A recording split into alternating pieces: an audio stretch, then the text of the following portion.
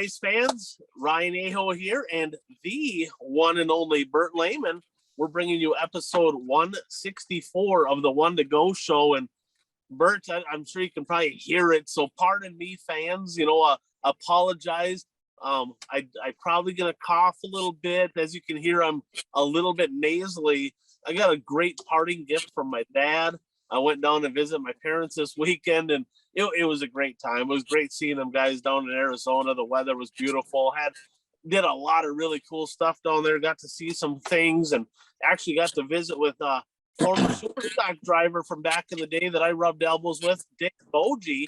Saw him over in Lake Havasu, but I kind of got the gift that keeps on giving. I ended up with a little bit of a head cold. I've been sick in like 3 years, but it is what it is. But hey, before we get into it here, episode 164, of course, brought to you by Dirt Track Supply. Our friends over in Watertown, South Dakota, Ron, Trevor, the entire crew over there, they build the aero chassis. They do anything you need racing related. If you need parts, if you need tires, if you need safety equipment, if you need fab work done, bumpers, bodies, whatever it may be, that's your go-to for all things racing, especially in Wissota country, Western Minnesota, South Dakota, you name it. Dirt Track Supply, Watertown, South Dakota. Give those guys a call. So Bert, kind of looking at this, I did a couple things. I mentioned, I went down there, and we're going to, on this week's show here, right, we're going to talk about a few things. But one thing I want to touch on is everybody, dogs NASCAR. They dog the NFL. I mean, our dirt fans are loyal. There just ain't very many of them. My dad and I went to the Super Bowl experience, the pre-game, the day before festivities down there. I'm here to tell you, there was more people at the pre-day stuff, the stuff like day one or day two before the Super Bowl, than you'll see at any dirt race. And I love dirt track racing, but I think our sport's in a little trouble. But that was a great thing. Go ahead. Is that still called the NFL experience? It is. Okay. Back in 2003, when I worked for the publishing company that I worked for, we set up a booth at the NFL experience every year because we had sports card magazines and stuff. And so in 2003, when it was in San Diego, myself and 3 coworkers went over there and worked it. Me, I wasn't invited, Bert. I could have been your right-hand man. Now we're getting into excuses here. I won't hold it against you. And next time. And funny thing is, because we were partners with the NFL and stuff on other projects, and we got some tickets. We got 2 tickets to the players' party during the week. So myself and one of my coworkers went to the players' party, and one of the players I remember being there was Dante Culpepper. I wasn't very far away from Dante Culpepper. That is super cool. I think I'm in the wrong business here. I got to see some cool stuff, but I was hoping to see some players. We need to get into that. That sounds like you had a pretty good time doing some of that stuff. So, on this week's show, Bert, we're gonna talk a Wissota driver, a week late, mind you, right? But a Wissota driver found victory lane over in Sin City here this past weekend. We're going to take a little deep dive into that event, the Working Man Nationals over in Vegas. Not many fans. We're going to talk about that. We'll take a deep dive into that one. Open Wheel Frenzy. They had World of Outlaw sprint cars and UMP modifieds at the big half mile in Volusia. We're going to talk more about the late model action at Speed Weeks and our picks, of course, for the week and our bold predictions, our standings. We're going to talk about that. But first, Bert, let's get into a blast to the past. Of course, brought to you by Impact Health Sharing. Impact Health Sharing, a great alternative to overpriced health insurance. If you're paying too much, some people, Bert, don't even have health insurance. They're like, I can't justify spending $1,500 a month and we never go to the doctor. Probably not the smartest thing. I kind of was one of those people for a while. My girlfriend set me straight. She said that is not an option anymore. So I had to become a responsible person and get health insurance. But the fact is, this is a great alternative. It's typically way cheaper. You can go to any doctor. And give me a call, 218-969-1380. I can get you a quote. I can get you some info. If it's a good fit for you, we'll help you get enrolled. So, Bert, episode 164, meaning that we're going to talk about with the blast of the past, as you know, but for some of our fans, we take a driver, from that doesn't race anymore. And we kind of take a look back. And if we don't have a 164, we talk about number 64. It's kind of nice to go back down memory lane a little bit and talk about some of these drivers from years. So, Bert, any 164s or 64s for you? I don't have any 164s, but I have a 64. BJ Shenik raced in the hobby stock division at Shawano Speedway back in the 1990s. So that's the only driver that I have for number 64. And that's the heyday of racing, in my opinion, right? The 90s, early 2000s, it seemed like the car counts were higher, the fan counts were higher. Racing was kind of at an all-time peak at that era. Any memories of him? Any memories of that driver? Is he still around? Do you know much about him? He doesn't race anymore. But I know he raced a lot during the winter, ice racing also. And he was one of those drivers that didn't necessarily win a lot, but he was at the track every week. And like I've said before, racing needs those types of drivers. Yeah, you're not lying there. We need all kinds of drivers right now. We need the sport to grow. And I'm going to look back, and you mentioned ice racing. For those of you that live in the South that maybe haven't been up north in the winter, yes, people actually take vehicles. They go out on the lake in the wintertime on the ice, build racetracks, and race on the ice. That actually happens, right? People from the South are like, you're out of your mind. Probably, cold sucks in general. But the fact is, so my girlfriend Brenda, when we first started dating, well, I guess it's been a while, 2000, it would have been the winter of 16 into 17. Bert, she come up to Minnesota, and we didn't hit an ice race, but we ended up driving by a lake and sent over by Alexandria, by Starbuck. We drove by a lake, middle of the day, and she just had this dumbfounded look. She looked out, she's like, why are all those houses out in the field? I'm like, that's a lake. She's like, what are you talking about? She's from Northern Illinois. They don't have ice fishing, ice racing, nothing. It doesn't get cold enough there. So I brought her out on the lake. She was about ready to have a heart attack. Brought her into one of the ice houses. And she's like, why do people do this? I'm like, it's pretty popular. You ever seen? So we had to go home and watch Grumpy Old Man, of course. And she's like, that's actually real. I said, that is definitely real. So for those of you down south, ice racing is a thing, and it's pretty popular in a few areas up here, and it kind of keeps that racing vibe going, if you will, during the off season. So I have a couple 64s, Bert, and one of them, I'm going to start with another. I like the legacies, right? The legacy families, and that second, third, fourth generation type racing. And a guy I remember growing up, and I didn't really know him well, but I've talked to him multiple times in the years past. Super nice guy, Dennis Chikalski. One of the guys that, if you talk to anybody from the Twin Ports that raced with Dennis back in, I guess it would have been the 80s, early 90s, everybody has nothing but good things to say about him. Very, very good guy, very approachable, and just one of those friendly faces at the racetrack. He ran modifieds, and I don't know if I have a picture of like the original modifieds from Wissota, but he was in that class for the original Wissota modifieds. And then his son, Kelly Chikalski, he ran multiple classes throughout the years. And I primarily remember him racing in the street stock division. He won a lot of races in the street stocks. And now his kid, Evan Chikalski, a third generation Chikalski, actually got a win or two under his belt, young driver up in the Twin Ports. So it's great to see that legacy carrying on the Chikalski name up in northern Wisconsin, northern Minnesota. Speaking of northern Minnesota, I got one more here, Dan Sadek. So the Sadek name, if you're from Bemidji, Al Sadek and Al Sadek Jr., they're still getting around the track a little bit. Dan Sadek, nothing against you, Al, but Dan was the better of them all. He was actually the better driver.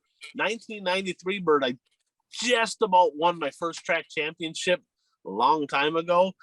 Dan Sadek edged me out in the Wissota Superstock division over in Bemidji in 1993. Super nice guy. They had a shop together. Not sure what he's doing now, but just another very good family in racing up in northern Minnesota. So that's episode 64. And fans, like always, if you have any favorite 64s or stories about them or pictures, post them in the comments. We'd love to hear them. If you don't feel like posting it, send it to me or Bert. We can post that up there.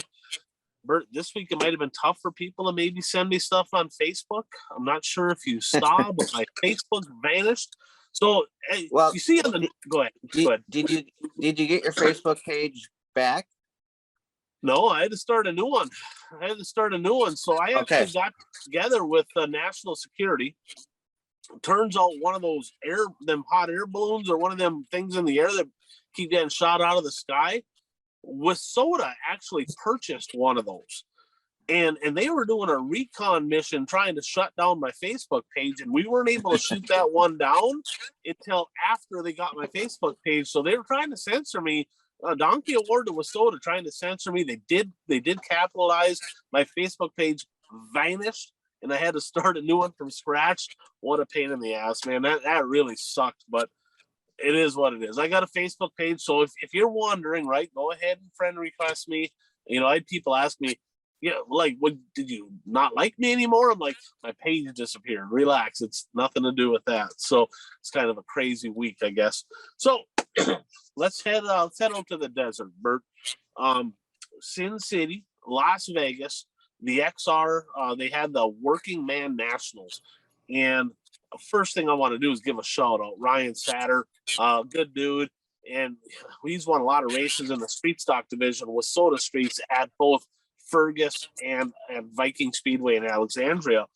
And he was so close. And I actually picked him to win a race down in Casa Grande there.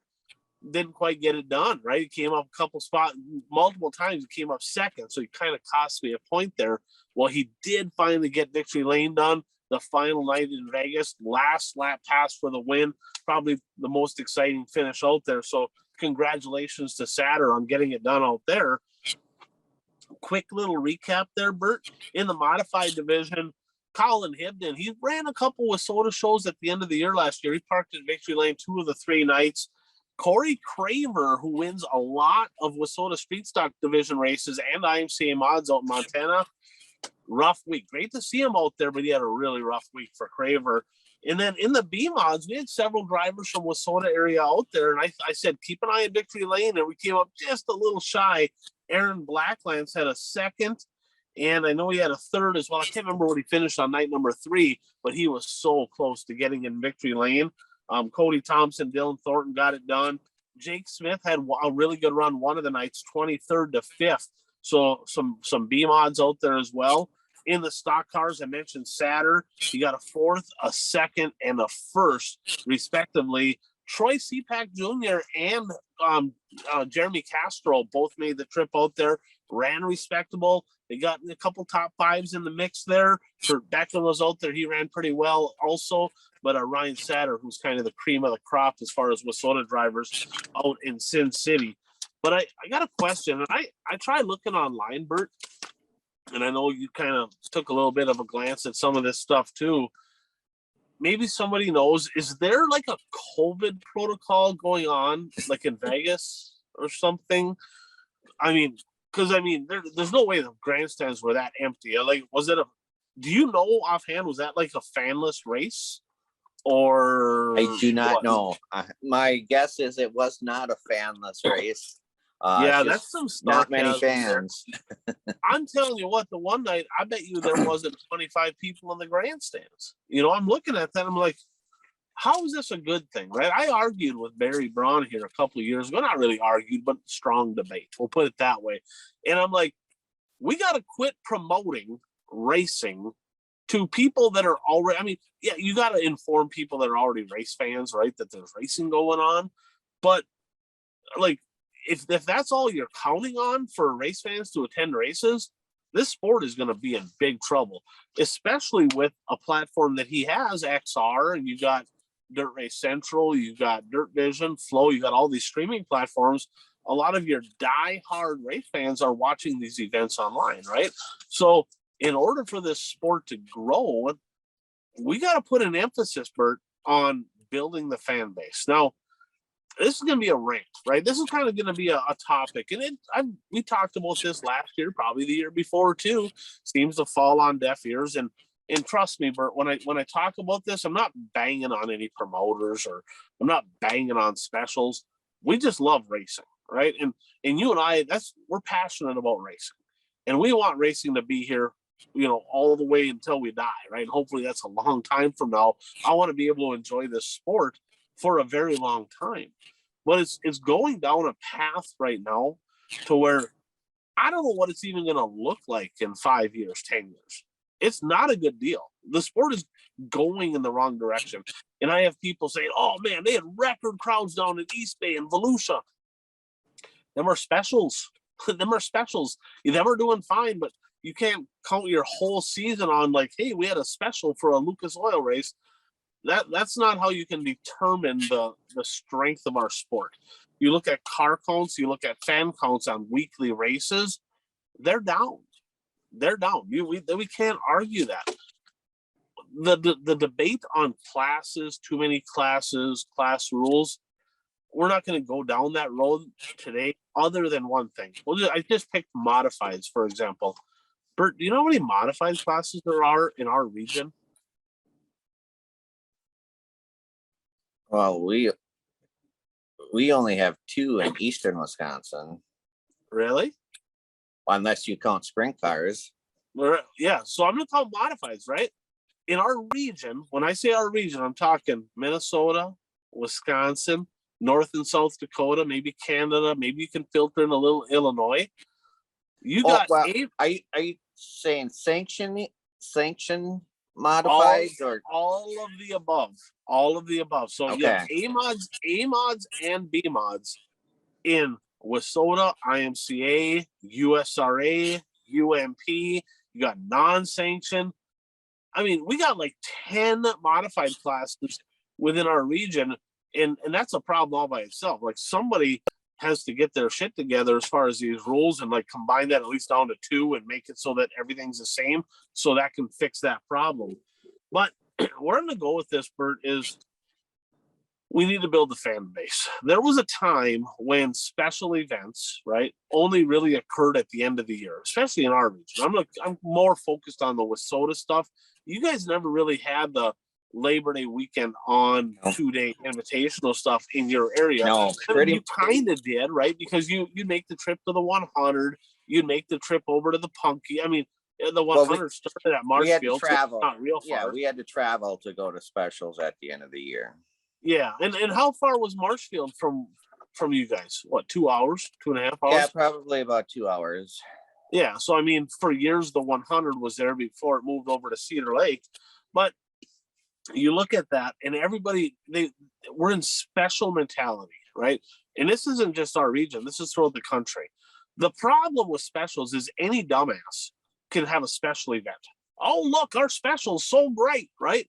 Well, a special is going to be successful if you're doing it at a track like Superior, where you have a big fan base already, and all you have to do is have a special and people show up.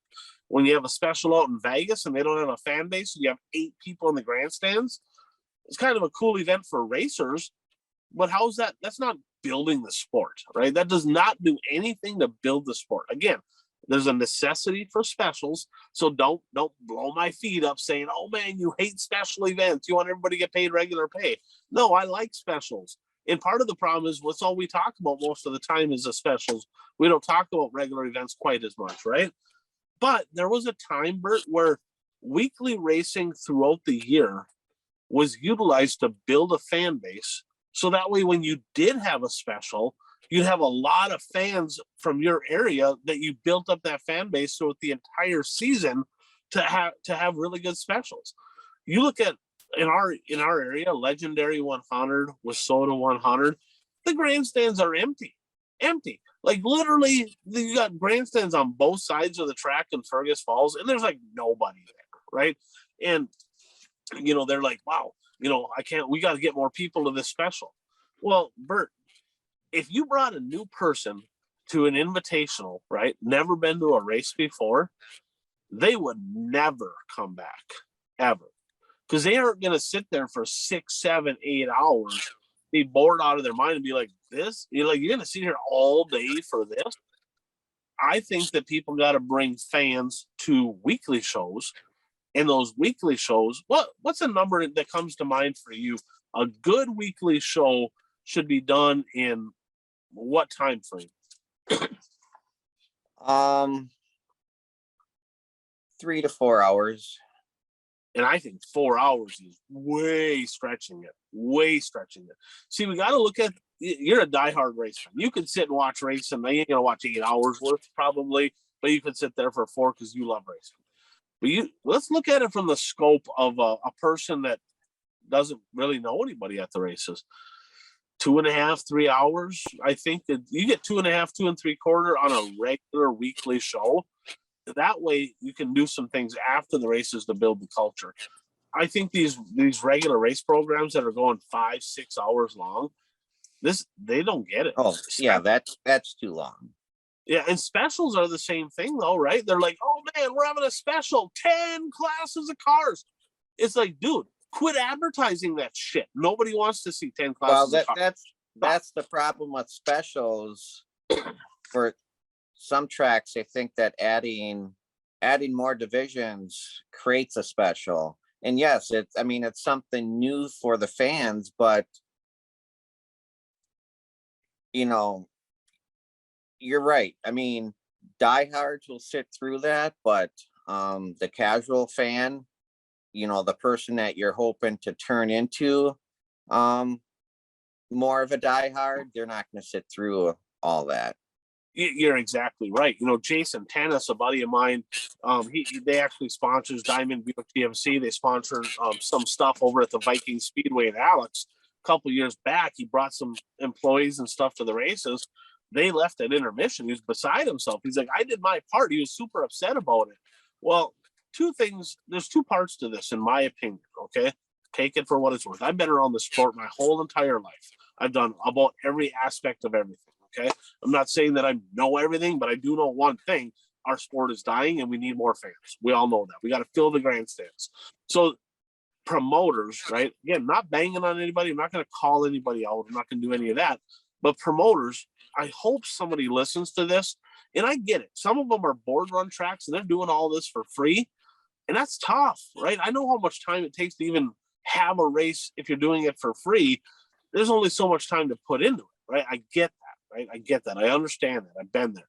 But emphasis number 1, Bert, is you should be focused as a promoter to fill the grandstands every week, right? The most expensive ticket in the grandstands, or the most expensive seat, is the empty one for a racetrack. And you go to a lot of these racetracks, Bert, and they're getting 300, 400, 500 people on a regular night. I'll use Proctor as an example.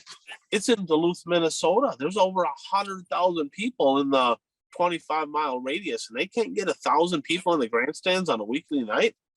Come on, right? Come on. So, and that's not just there. That's everywhere. So there's a big difference, Bert, between promoting and advertising. And a lot of promoters, they just don't get this. They don't understand. They're like, well, we put something on Facebook. We had something on the radio. We had something in the newspaper, and people aren't showing up. That's advertising. Nobody listens to the radio anymore. Very, very few people. Nobody reads a newspaper anymore. So, Bert, I'm going to ask you this question. I'm going to use Shawano as an example because that's your home track, and that's where you go weekly. Let's say that somebody lives in that track's kind of tucked back behind a little bit, right? You can't, it's tucked in the fairgrounds there. Like when you're driving on the road, you kind of got to look. I had to look for it. I didn't see it driving on the road. If you're driving on the main drag, yeah. I mean, there's a sign that says Shawano County, or, Shawano County Fairgrounds, and they have an electronic sign now. But yeah, I mean, right. If it wasn't marked, they have fencing up around the track, so you can't even tell it's a racetrack unless you're driving down one of the side streets and you look, and then you can see the big grandstand. So Yes, pretty well. exactly. And then they're like, well, what is that? Right. So if you're, let's say that somebody's, they like cars. Maybe they're not a race fan to where they're looking for it and go, man, is there a racetrack here? But they like cars. They'd probably go if they knew there was a race. And they moved to town and they just kind of, they got life going on. They go to work every day. How do they even know there's a racetrack in Shawano? They do some radio advertising.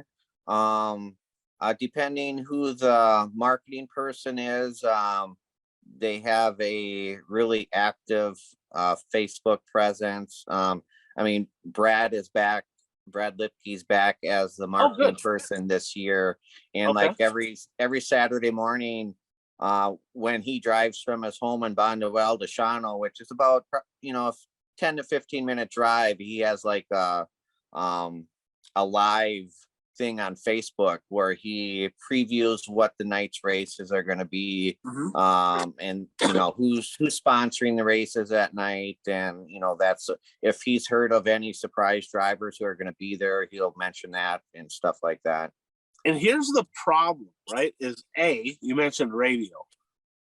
I'm telling you what, man, the vast majority of people under the age of 35, 40 do not have not listened to a radio station in years, right? If they're listening to something, it's Sirius or it's YouTube or whatever.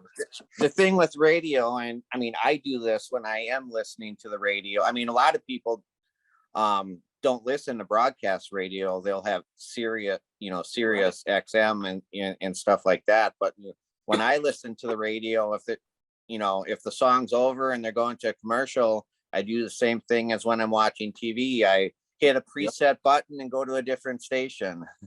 Correct. And so that's not really quite as effective. Facebook, again, with the algorithms on Facebook, if you don't follow the Shawano Speedway page, for example, probably pretty good odds you'll never even see an ad. You'll never even see it on Facebook. It won't even pop up in your newsfeed. Grand Rapids is the same deal. I help up in Grand Rapids, Minnesota, and on the south, the racetrack, if you haven't been to Grand Rapids, is on the northeast side of town, way tucked up in the corner on the very north side of town. Well, the most populous area of town, Bert, is the south side of town. That's where they got Lake Pokegama, golf course down there. So my dad's out getting sponsors, and he's talking to local businesses in Grand Rapids, Minnesota. And he's like, would you like to advertise up the racetrack? And their answer was, what racetrack? And he's like, the one here in Grand Rapids. They had no idea that there was a dirt track in Grand Rapids. No clue, had no idea.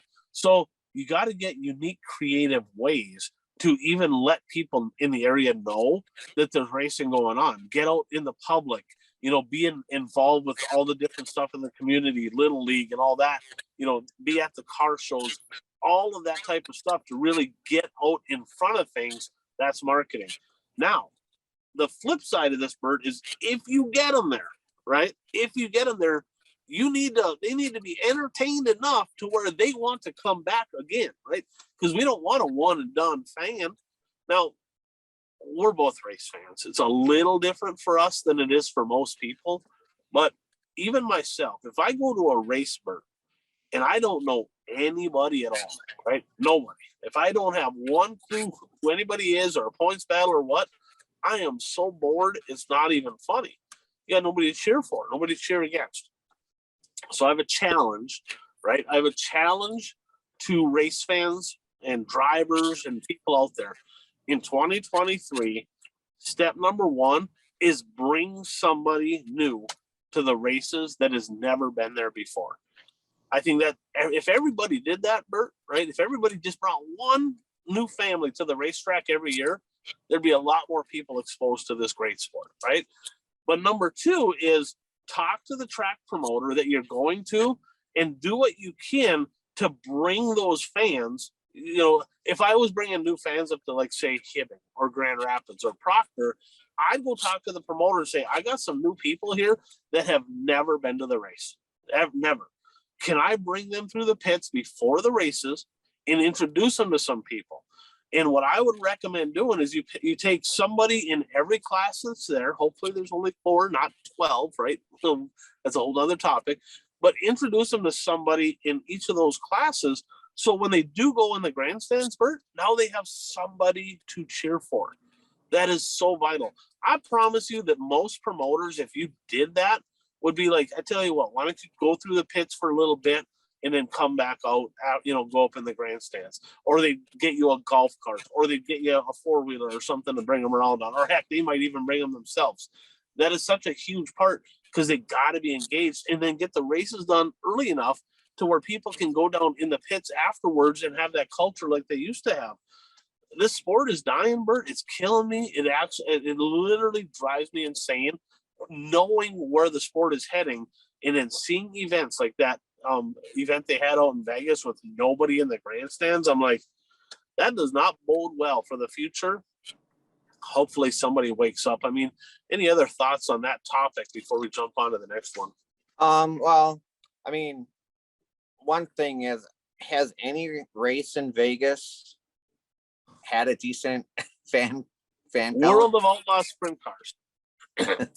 Yeah, when they had the world of, I understand why you have events there. I mean, the weather is nice. It's Vegas, but that's another thing though that limits your fan count. Is it's Vegas. There's so many other things to do there other than go to a dirt race. Yeah, and that's the case everywhere, but more so Vegas. I mean, you're spot on. I mean, there's so much to do there, and I don't understand his logic. Right? I mean, whatever. He can do whatever he wants. It's his money. Whatever he wants to do. Whatever makes him happy. I don't care. But why it makes no sense. Like, why would you purposely keep scheduling events at a racetrack that literally gets you empty grandstands every single time you do it? And quite honestly, I mean, how many of them shows last year that XR had, the Monday shows, Tuesday shows, and all that? It didn't matter where they were. They had a lot of empty grandstands at their events. So that tells you right there that somebody doesn't understand promoting. I can tell you that for sure. Well, and there comes a point when you saturate the market too much. I mean, yes, Vegas and Florida aren't close to each other, but with streaming, you can stay home or go someplace else and watch the stream of the Outlaws or Lucas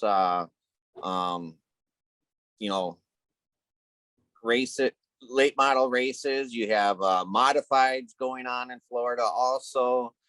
You have sprint car racing going on in Florida also. So I mean, there's a lot of, even though the two venues aren't close to each other geographically, there's a lot of racing going on. And with streaming, they are close to each other because right. you have the choice of what to stream or not. Yeah, you're exactly right. And Jeff actually mentioned, he goes, kind of looking forward to a little break. We got a couple weeks off where there's really not much racing going on. He goes, there's been racing basically every day for a month, Mm-hmm. And that's a problem. Less is more. You don't need you're right. Saturating the market is not good for anybody. We do not need more and more and more races. We don't need that. We need less, and we need more quality is what we need. And I don't know. I guess if somebody can figure that out, it'd be nice. I mean, if somebody owns a racetrack and they want to hire somebody to give this a whirl, give me a call. I'd be happy to. I got a couple ideas in mind. I'd love to do it. My passion is not having specials and all that type of stuff. My passion is I want to be able to say at the end of the year, we had the fullest grandstands around. And if you can do that, you're going to have a successful race program and a successful future. So we got to figure out how to fill the grandstands. So let's jump on to a little recap from this last weekend. More Speed Weeks action for the late models down in Florida. Before we do that, quick shout out, Brad Parson. We've got all the solutions for everything agricultural. We know the right chemicals applied at the right time, to the right things yield the best results. Well, he's got the chemicals you need for a very successful farming season in 2023. He's got stuff for all the different seasons. I'll be honest, I don't know much about farming. I do like to eat, so there's definitely some benefits there, right? But the fact is, if you want to be more profitable, higher yields, give Brad a call, 320-219-3542. That's Brad Parson, For Racers by Racers. Get the right stuff to have a great 2023 season. So, Bert, what stuck out to you? I guess basically the week of East Bay, a couple nights in the book down at Volusia. What kind of wet your palate there a little bit, so to speak? Well, I think you gotta go with the Rocket House car. You know, it's, you know, we discussed this last year somewhat, you know, because, you know, I think we all agreed that Brandon Shepherd didn't have the year last year that we, you know, that he's had in previous years. So, you know, was it the house car? You know, what was the deal?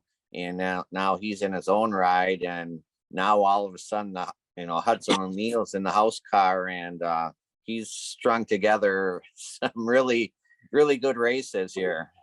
Yeah, he sure has. I mean, literally, he won 3 in a row, and he quite honestly should have won 4 in a row, because he won night 1 at Volusia, and then night number 2, he went from 11th to 2nd, and was just going to the outside of T-Mac. Boom, jumped the cushion, slipped back, got 3rd. He had the best car. And, you know, we talked, everybody, not just us, but other podcasts, everybody was talking about the sheer domination that Longhorn started the season with. I think it was like 15, somewhere around 15, give or take, in a row, when, you know, where they won every night. And then Rocket went on a tear, not just the house car, but 6 straight wins for Rocket. Turbo getting them started night number 1 at East Bay, Ashton Winger night 2, Ryan Gustin night 3, and then 3 in a row for the Rocket 1 of Hudson O'Neill. I tell you what, somebody woke a sleeping giant. They poked the bear a little bit right there. And Mark Richards says, we're not irrelevant. This ain't Longhorn deal anymore. Like, I'm still Mark Richards. We're still Rocket Chassis, and we're still relevant in dirt late model racing. And man, they proved that, because, I mean, you look at all the Longhorns, Hudson O'Neill's been absolutely lights out. What do you think's going through Brandon Shepherd's mind right now? Well, I mean, you know, I don't know the real reason why he left the Rocket House car. You know, sometimes the driver just wants to see if they can do it on their own, prove to themselves they can do it on their own. But yeah, I mean, he's got to be feeling it a little bit, you know, because he hasn't won yet. And, you know, there's been some races where he's been totally out in left field. So I'm sure it's weighing on him a little bit. Yeah, and there's been a lot of races where they've been side by side, and next thing you know, Hudson ends up ahead of him at the end of the race. It's got to be a little bit painful, and quite honestly, he might be the least competitive of all the Longhorns out there right now that I would consider top tier drivers. I mean, maybe it's a shock deal. I'm not really sure. It sure seems to be maybe the shock deal, because all the Wells cars are on Penske's, all the Rumley deals on Bilstein's, and he's I think the only one, or one of the only ones on the Integras. So that's interesting. RTJ leaving the week, you know, speed weeks as the point leader in Lucas Oil. Hudson O'Neill 2nd in a Rocket. 2nd, right? T-Mac's there, but you got Longhorn 1, Rocket number 2, Hudson O'Neill definitely in the conversation. Speaking of Rockets, though, there's one guy out there, Bert, that looks better in a little bit different flavor of chassis than he looks in his own Rocket, and that's Squirrel Brian Shirley. Is it me, or does he look noticeably better in the Fergie owned number 8 than he does in his Rocket car? He did run well in that car, and yeah, I haven't looked at the results real close, but yeah, he hasn't been running near the front with this car like he was previously. Yeah, I was surprised, you know, and quite honestly, them Team Zero cars on the big half-mile tracks are really good. They're not quite as good on the turn and burn stuff, but on the half-mile tracks, them cars are very fast. And Dale McDowell made his debut for Speed Weeks last night, which would have been Tuesday. I know he took Wednesday off, and he's going to come back Thursday. but he went out right away, won the heat, and then he did not put on new tires for the feature. He's like, I ain't paying nothing. Like, hey, he goes, we're not going to spend $800 in tires just cause. So that's why they skipped Volusia earlier in the year. It's that tire deal and how much the tires are costing. So he's like, we'll just run on these tires here, get one night in, get it under the books, and we'll put new fresh stuff on each night for the World of Outlaw shows. So that's another Team Zero car, very fast on there. And one last thing on East Bay. Of course, as everybody knows, we've been talking about it. Next year, 2024, is going to be the final speed weeks at East Bay.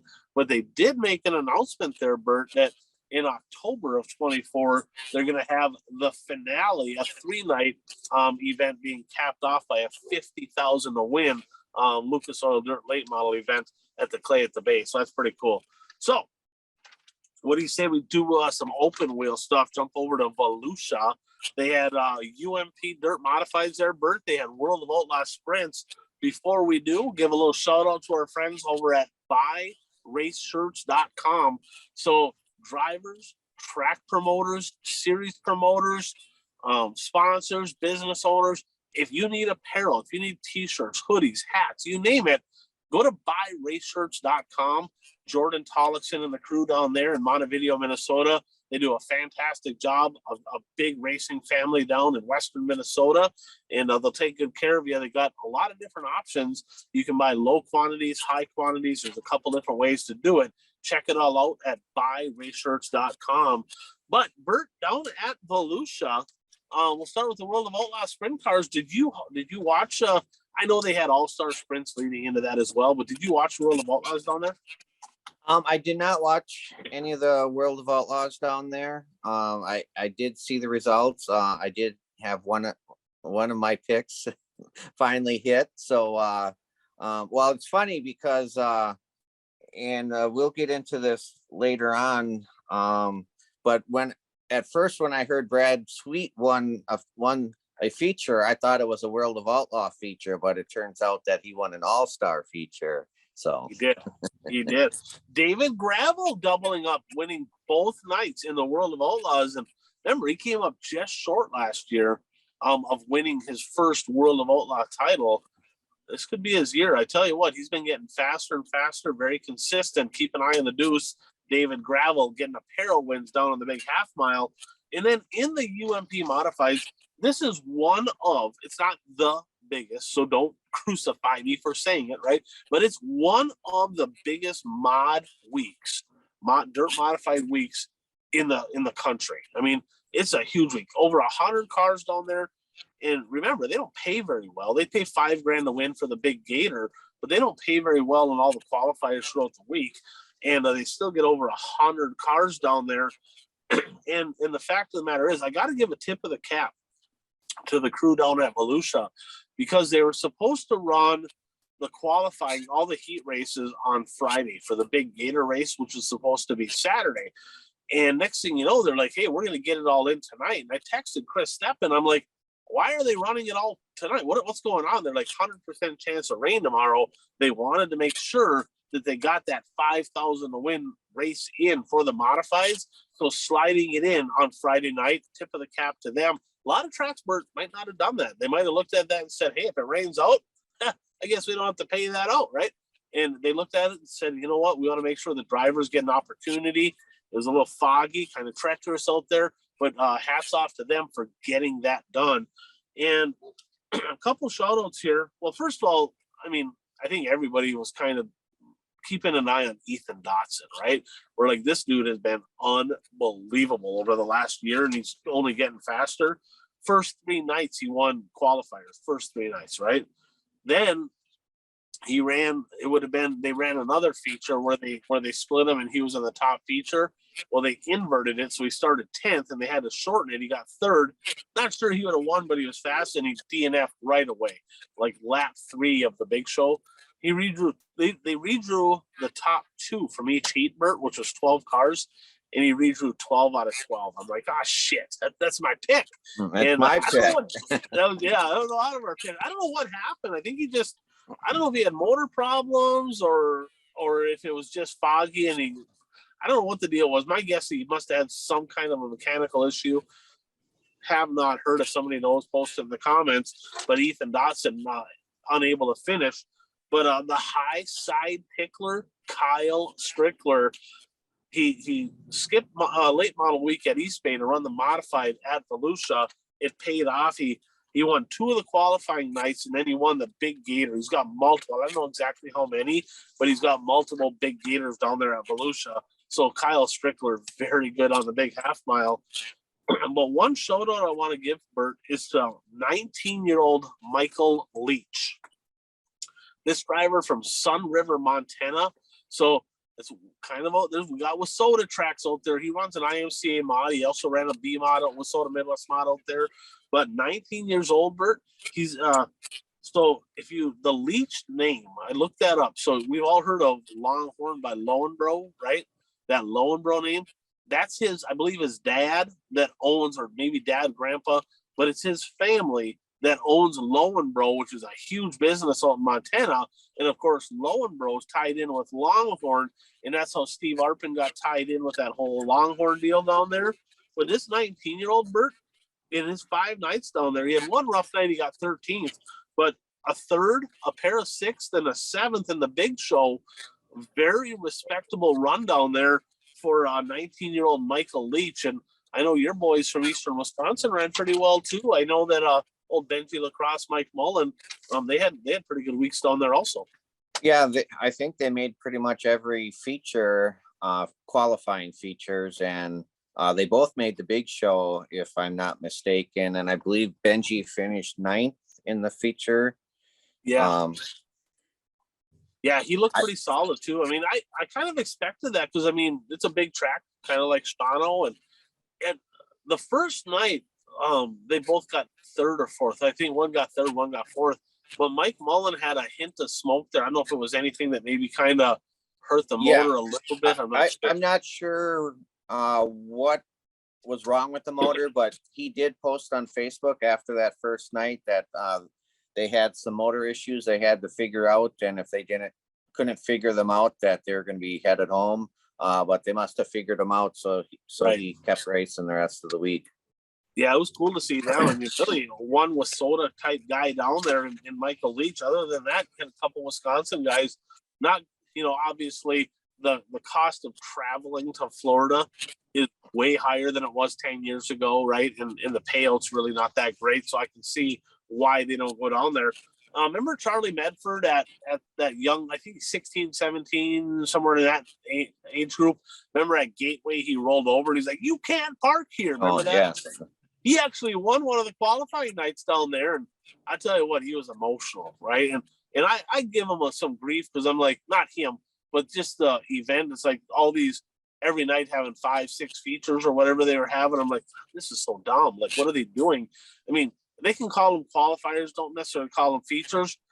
But on the flip side of that, you got Charlie Medford getting one of them done. And that was he was super excited. It was a big deal to him. So maybe it's not all bad, right? That you have an opportunity for more people to win. I guess there's some good sides to that as well. And there's another name in motorsports that was running a modified down at Volusia. Remember who that was? Travis Pastrana. Oh, yes. Yeah, and he's raced everything under the sun, right? I mean, he's raced a lot of different stuff. And on the night, Bert, where they actually took the whole field and they split it up, I think 5 features they had, and they split up the top 15 or 18 in feature 1. Well, he was in the back end of that deal, but he did win a gator. Kind of. All right. I mean, a win's a win. I mean, it's kind of like running the E-main at the Chili Bowl or whatever, but it's still kind of a cool deal because he only raced a couple times in a modified, jumped in, and he found his way to victory lane. So a cool accomplishment for him. But did you see he's also going to try to make the Daytona 500 this week? Yeah, I did see that. So that dude right there is good for racing. Yeah, actually, I mean, we're recording this on Wednesday night, and I actually have Daytona qualifying on the TV right now. So okay, and so they got qualified. Do you know off chance, Bert, how many cars? I know because I think that top 36 are locked in, right? Other than that, how do you know how many additional cars there are vying for an actual spot in the Daytona 500? I do not know if they have. I do not know how many are vying for a spot. We'll keep an eye on that. Right now, it looks like maybe they're just listing the top 20 so far. Okay. Okay. So yeah, that's something to keep an eye on. But our weekly pick'ems, Bert, let's jump into that. Our boy Jeff, he jumped into the lead this week, and then he said he fell flat on his face after that. I don't think that worked out well, so that's going to change for next week. But Jeff's at 21. Kurt is at 18. Me and Kent are both at 17, and happy birthday, by the way. I think Kent had a birthday either today or yesterday or whatever, so happy birthday to him. Brad and Mike are 1 point behind me at 16, so it's close. It's tight.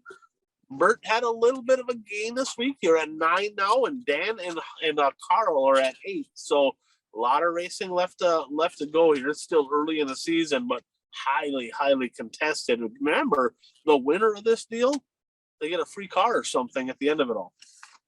Yeah, the race I picked Hudson O'Neal to win, he crashed in his heat race and never came back out. So really, what we got to do is watch who you're. Well, no, that theory don't work. I was say watch who you're picking and do the opposite. But you won 2 years in a row, so that might not be very good strategy on our part. So we'll see how that goes. So this week, Bert, we're picking 5 of the 6 nights at Volusia. Of course, tonight, Wednesday night, they did the split features with 3 features. We're not picking that night. We're not going to do the split feature deal. Volusia big block modifieds come in Thursday, Friday, Saturday. We're going to pick all 3 nights of those, and 2 nights for the All-Star Sprints over at East Bay. So let's jump into the last lap, Bert, brought to you by Zuli's Race Engines. And a happy birthday this week also to Frank Zuli, right? Proud sponsor of the show. We appreciate everything they do, not only for our show, but for racing in general. And I said that you're going to see a Zuli race engine in Victory Lane. And I was kind of hoping Satter had one, but I looked on the page and I don't think he does. But Aaron Blacklands was so close out there to getting it done. 1 spot short. But I tell you one thing we know for sure is keep an eye on their Facebook page throughout the 2023 season, because there's going to be a lot of Zuli race engines in Victory Lane. If you can't beat them, join them, Zuli Race Engines. So, Bert, let's do a little quick who's hot, who's not. Who do you got right now that's just red hot? Well, I mean, we talked about them a lot already tonight, and I mean, you have to go with Hudson O'Neal on the who's hot list. Yeah, Huddy's been impressive. I mean, in his last 4, he got 3 wins and a third. And then the one night I think he broke something in the heat because he didn't come out for the B main that previous night. But then right before that, he hit the wall. He hit the wall. Okay, that's what happened. So in the last 7 nights, he had the one night where he hit the wall, didn't come out for the B. Other than that, the last 6 nights, his worst finish was 3rd. 3 first, 2 seconds, and a 3rd. I'd say you're pretty spot on. He's definitely hot. Another guy I have that's pretty hot right now, especially at Volusia, T-Mac. 3 seconds and a win at Volusia right now. And I tell you what, he's just that steady person. He's always in the conversation. So T-Mac would also be on my hot list. Who's not? I'm going to go with Jimmy Owens, partly because also there's some news about Jimmy Owens coming out this last week. Did you see that? I did not. What do you got? He is going to be following the Outlaw Tour this year. Okay. And I believe they said that's the first time ever he'll be following the Outlaw Tour. Well, that'll be a good addition right there. I mean, that's a guy right there where he's been struggling a little bit, but they'll figure it out. I mean, it's Jimmy Owens. He's one of the best to strap in. Well, Bishop's kind of the easy target here, too. Yeah, I agree. I just wanted to make a comment about the Outlaw Tour. I mean, I think it was either last year or the year before we kind of debated, which series has the better roster of drivers, and we kind of concluded that the elite drivers, more of the elite drivers, are following the Lucas series. But that's kind of changed this year. It's kind of mixed pretty well this year, actually. It is. We'll revisit that topic at the end of March, right? Let's get through the end of March and kind of see how everything shuffles out, who stays, who goes. But yeah, you're right. Right now, it's looking pretty even, which is good for racing all around. So another guy that Mike's going to be butthurt about this one, but Jonathan Davenport. I mean, is that a guy right there that could just like skip speed weeks from now on? Mm-hmm. Like, he just doesn't run well at speed week. Is he racing this week? No. Well, okay. He hasn't yet, and I feel like he's there. I think he might be running the World of Outlaw stuff, but I'm not positive on that. Okay. But he has not raced as of yet. So Super Bowl this past week, Bert, did you watch the Super Bowl?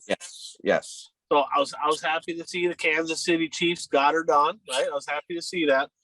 So, do you have Twitter? I do not have Twitter. I have Twitter. I don't really tweet. I'm on there. I kind of follow. I get the notifications, and sometimes I take a peek at it. Brittany Mahomes. Okay, that's Patrick Mahomes' wife. Okay, now I'm not gonna get myself killed, so I'm not gonna say any names, right? But every racetrack has this. Brittany Mahomes is the racer's wife, right? That literally the racer's good and everybody likes the racer, right? They're top notch. But then all of a sudden they hate the racer because the wife just won't shut up, right? And don't mention any names. We don't need hate mail going to you, Bert. But I know some drivers that right off the top of my head, I'm like, this dude is really good. Like the racers like this guy, but all the fans hate him because his wife is so out of control in the grandstands. I think every track has one or two of those. If you have Twitter, follow Brittany Mahomes because you'll be like, she's gonna like literally get it to where everybody in the country hates Patrick Mahomes because she is like way out of control. And I'm like, that relates to racing because there's definitely some racer wives out there that do the same thing as her, and it's like tone her down just a little bit. Like we don't need to cause drama when drama is not needed. Daytona 500 week this week, Bert? Any predictions? I don't have any predictions. I just wanted to make some comments that it just seems like Daytona 500 week used to be so much more of a big deal in the past, where it just doesn't seem like that big of a deal now anymore. I mean, they used to take a week in January where they would just test at Daytona. They don't do that. And like Denny Hamlin has his own podcast now through Dale Earnhardt Jr.'s media company. And he asked the question, for the biggest race of the year, why doesn't NASCAR allow its drivers to have at least one test session before qualifying? I mean, they weren't even allowed onto the track to test before they tried to qualify tonight. I mean, I understand they're doing this to save the team's money, but I mean, give them one test session just to shake things out. That is crazy. I did not know that. That's interesting, and I can tell you right now, we don't hear about it because there's so much dirt racing going on, right? That's Back true. in the day, there was no streaming. So if you're a race fan, you were following it on network television, following all the speed weeks action. Well, now we got so much, modified late model, sprint car, all that going on. It's like, oh yeah, the Daytona 500 is happening too, right? But I promise you this, that place is going to be full. That place will be absolutely jam-packed.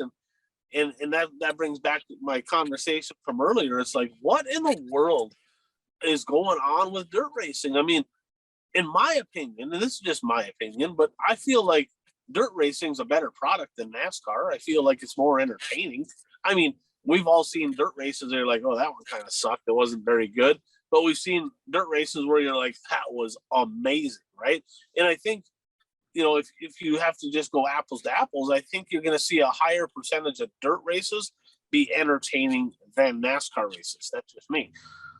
But NASCAR has, I mean, it's amazing how full the grandstands are for some of these events, and it's not even close. Dirt racing is not even on the same stratosphere, and I think it just comes down to how that's promoted, and I think that's something that needs to change. So, not saying NASCAR is perfect because it's not, but No, definitely.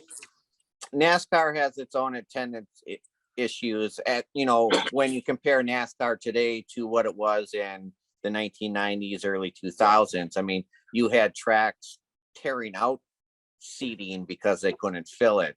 But yeah, I mean, you hear comments of, oh, there's nobody at the NASCAR race. Well, the place seats 100,000 people, so I mean, if you would take the total attendance and compare that to, dirt racing and whatnot, yeah, I mean, it still has a larger attendance. Absolutely. Absolutely. And speaking of NASCAR, the Herminator, Kenny Wallace, been on the show a couple years back. He's actually going to be the MC at the 2023 WISSOTA National Award Banquet. He's going to be a guest speaker there. So tip of the cap to Rod Lindquist for putting that together. That's an exciting deal for WISSOTA drivers. I know there's a few people out there, he's a NASCAR guy. Kenny Wallace is a racer. He will race anything. Is he obnoxious? Yeah, but he's fun. He's exciting. He's got a lot of energy. It's going to be a good thing for the banquet. I think more people will attend. The only thing I'm hoping, right, is that people act right. Because last year when I went to the banquet, people simply would not shut up. And if that's the case this year, I think somebody needs to walk around with a taser and put people to sleep so people can listen to him. He deserves that respect. So, 3 bold predictions, Bert. Off the board this week, you had a couple correct. You had Superman Jonathan Davenport winless in Florida. Yep, he sure was. You also had Huddy wins 2 at East Bay. And I think we were giving you extra credit for that one. That was kind of one of those where you get an extra point, I believe. And then you had Sweet goes winless at Volusia. That didn't happen. He parked in Richmond. It wasn't a world I should have clarified, but yes, for what I said, yeah, I didn't get it correct. So yeah, he didn't win the outlaw race, but he did win one at Volusia. So I had a couple here, and so I had RTJ was going to be the Lucas Oil point leader after Speed Weeks. In fact, he is. I said the Rocket Chassis will win at least 1 at East Bay, and well, that happened. They won 5. I said B-Shep would have 0 Lucas Oil podiums, and Jeff sent me that, and he's like, "You were incorrect on that." I'm like, "No, he had a podium, but it wasn't a Lucas Oil points night. That was the non-points night that he got the 3rd. Other than that, he did not have podium in the Lucas Oil races." And then on the flip side, so the points equal out the same. He had me having this one right, and I was wrong. Kyle Strickler wins 3 qualifiers at Volusia. He won 2 qualifiers, and then he won the big gator down there. So I was wrong on that one. So it equaled out. So Bert, you're batting 500 right now. You got 14 right, 14 wrong, 2 still on the board. It's pretty good. That's pretty good numbers. You're kind of taking a lot of low-lying fruit there. I think I need to follow suit. Did you give me a full point for that one, or I thought we agreed I was going to get a half a point for my? I'm gonna have to ask Jeff. Well, let's go back and look at the points there. Tabulate. Yeah, because I got 2 half points, so that equals a full point. It equals a full point. Yep. And I think that's what he did. Okay. And then I only have 8 correct, 19 wrong, and 3 still on the board. So you're batting 500. I am not batting 500. So this week, Bert, our 3 predictions for the week, something that we can actually say that either did or did not happen. What do you got? I'm gonna start off with Chris Madden wins 2 features in the World of Outlaw shows. At Volusia this week? Yeah, there's 3 races there yet this week, right? He's gonna win 2 of them. I don't want you to say he won 2 World of Outlaw shows and you got all year to get that, right? Oh. So So he Two will win outlaw two. shows at Volusia this week. Yes. Okay. My first one is going to be David Gravel is going to be the 2023 World of Outlaw Sprint Car Champion. That would actually be my pick if I was picking that. For my second one, I will say Jimmy Owens does not get a dirt late model win in Outlaws or Lucas until April. So he goes winless through the end of March. Okay. He goes winless in World of Outlaw or Lucas specifically.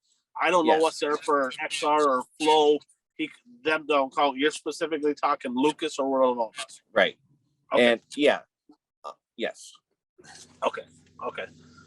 There will be a multi-car crash of some kind in the final 3 laps of all 3 NASCAR events this weekend at Daytona.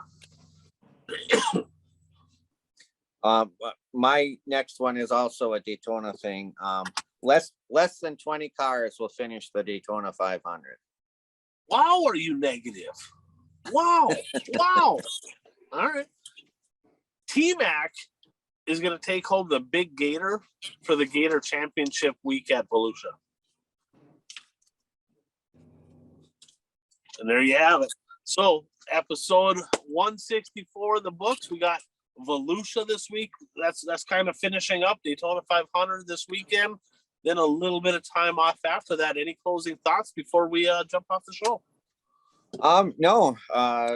Another big week of racing, and then things will slow down a little bit. And I mean, it's crazy. We talked about it earlier in the show that it's like we need a break already, and we're in the middle of February. Right. It's crazy. I mean, I never thought I would say there's too much racing, but I think sometimes there's too much racing. I mean, you got to kind of if you dial it back a little bit, you're going to have more attendance. It's just supply and demand, and hopefully these promoters figure it out before it's too late. But always fun talking racing with you, Bert. I know that you had a long day. I'm sick. I need to get some sleep myself, but we're troopers. We got her done. We got the show in. Hope everybody enjoyed the show. Like it, share it, and pass it along to some others. I'm Ryan. That is Bert. Thanks for tuning in to the One to Go Show.